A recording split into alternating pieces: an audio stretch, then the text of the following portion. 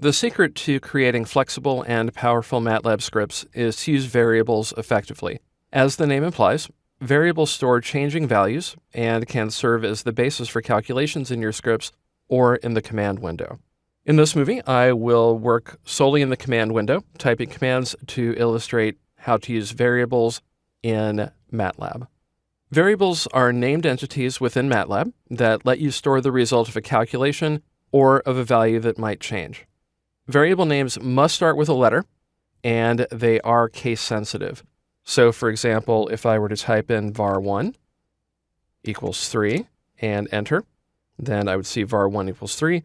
If I were to display the value of var1, I could type var1 and enter, and I would get number 3. However, if I type capital V AR1 and enter, then it's undefined because I have not assigned a value to capital V AR1. You also see that the program has asked, did you mean var1 with a lowercase v? And it offers that text for you. When you press enter, it appears. You can, but you shouldn't use a built-in function name as a variable name. So for example, square root or CEIL for ceiling, which rounds a value up to the next integer, you can use them, but you really shouldn't.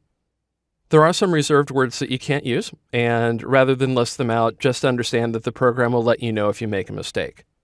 As I demonstrated before, you assign a value to a variable using an equal sign. So let's say that I wanted to calculate the tax on a particular purchase. I'll give the amount of the purchase in a variable named price, so with a lowercase p, type price, P-R-I-C-E, then an equal sign, and then the number 30. So we'll assume that this purchase costs $30, euros, pounds, whatever. Press enter, and I get my value. And you can also note that the way that I have my window configured, and if you're working with MATLAB as it was installed, then you probably see it too. Over here in the workspace, I have my variable names and the current value. So I have price equals 30, and if I want to calculate the tax, then I can use a calculation. So I would type tax, T-A-X, equals price, then an asterisk for multiplication, and let's say the tax is 4.5%, and that is rendered numerically as 0.045, and enter. So I see the tax on that purchase would be $1.35. If you type a calculation without assigning it to a variable, MATLAB uses the default variable name ANS, A-N-S, which is short for answer. So if I just type price times 0.045 like I did before and press enter, then you see that the ANS or ANS variable has a value of 1.35. ANS displays its current value, but it will be reassigned if you do another calculation without naming a variable. So in general, it's not a good idea to use it as a variable. So let's say that I type 3 plus 4 and enter. I get 7, and that's been assigned to ANS. So now ANS is equal to 7 rather than 1.35. And if I type ANS and enter, you see that it's currently equal to 7. You can get a list of your variables within the command window by typing who. So if I type the word who, W-H-O, and enter, then I get a list of my variables. But you note that it's just a list. I don't get the values like I do over here in my workspace. If you want more information, type whos, W-H-O-S.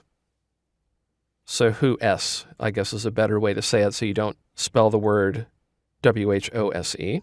So I just type W-H-O-S, enter, and there I get my values, or rather descriptions of the variables. So I see the size, it's a 1 by 1, meaning it's just a single value, and it's an 8-bit double. And double, in this case, means a particular data type, which I'll discuss elsewhere in the course. MATLAB also has quite a few built-in constants, and those include pi, which is useful for the area or circumference of a circle, among many other calculations, and I, which is the square root of -1, which you use a lot in math and engineering. To demonstrate how those constants work, let's say that I want to find I squared, which should be -1. So if I type I and then a caret followed by 2, indicating that I'm raising I to the second power, and enter, I get the value of -1. If I want to find the circumference of a circle using the formula 2 pi r, then I can type 2 times pi, spelled out in lowercase, then an asterisk for multiplication, and let's say the radius is 10.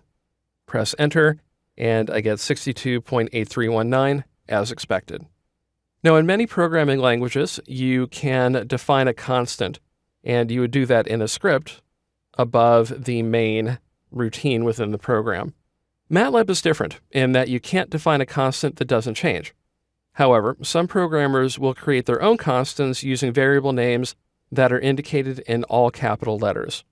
So, for example, if you had a commission rate and you wanted to call it COM, C-O-M-M, all caps, then equal, and you could type it in at 6%, so that would be 0.06, and enter, then that value has been assigned to COM, and you've indicated that it's a constant by rendering it in all capital letters.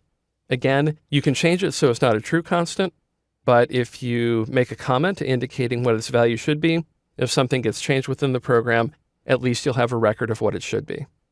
I've spent a bit of time discussing variables in MATLAB because they're so important. Hopefully the techniques that I've shown you will allow you to get a lot out of the program.